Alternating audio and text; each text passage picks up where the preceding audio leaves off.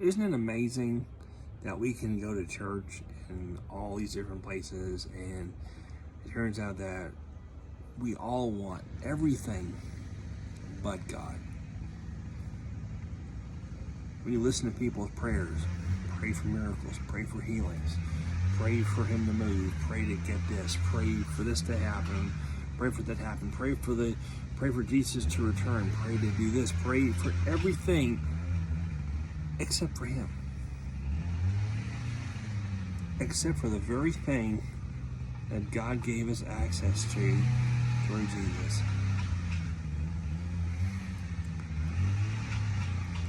You know, I have not taken a lick of seminary. I have not taken a single bit of Bible school or anything like this. I've read the Bible, but with my experience with the Father and just his presence,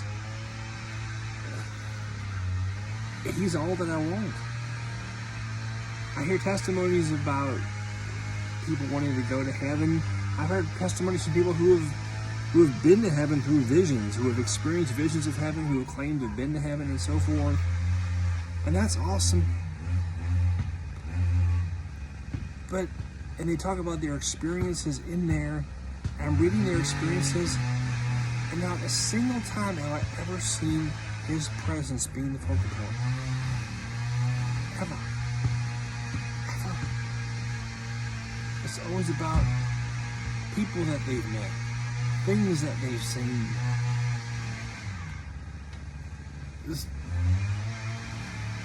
Everything except him. What would heaven be without him? It wouldn't be heaven. God is heaven. He is the heaven that we long to get to. And he's given it to us through Jesus. Through our lack of understanding, we have blocked ourselves straight right over here. We have used the cross as a barrier, not as a bridge. We really have. We've seen this is as far as we can go, and God will take it from there. And God's saying, I gave you the way to me. Here's the bridge. Come straight to me. And yet we don't do that. We stay on this side of the cross, asking God for things, when he has given us everything directly through him. He's given us the way straight to his heart. There he is. There's home. There's our heart. There is where everything that we could possibly yearn for has been exceeded and beyond. Those are words that contradict and just go beyond their own meaning. That's absolutely true.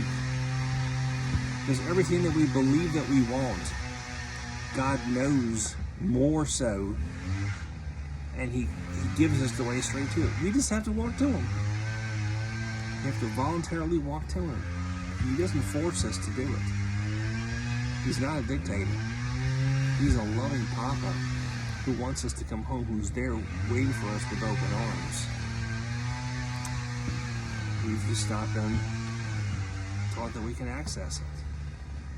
That's why I hate religion so much.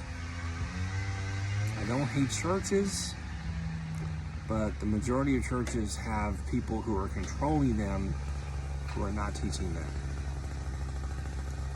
I'm not saying that they're not teaching that out of a deliberate act because they don't want people to know God. They just don't know. God gives us Jesus so we can know him.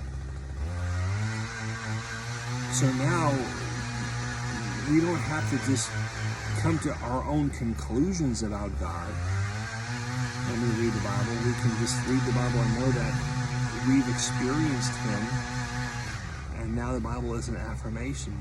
Like I said before, it's like a photo album. You look at a photo album, you look at memories of wonderful points in your life that you just went in the frozen time.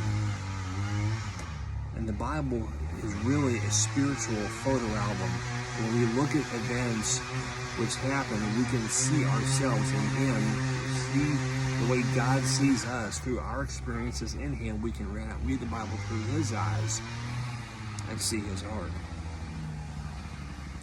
when we hear so much scripture that is taught in a different context, from which God's heart just pours out his love for us, we see one scripture that can be written as judgment and punishment, but through the knowledge of him, we see it as love and grace.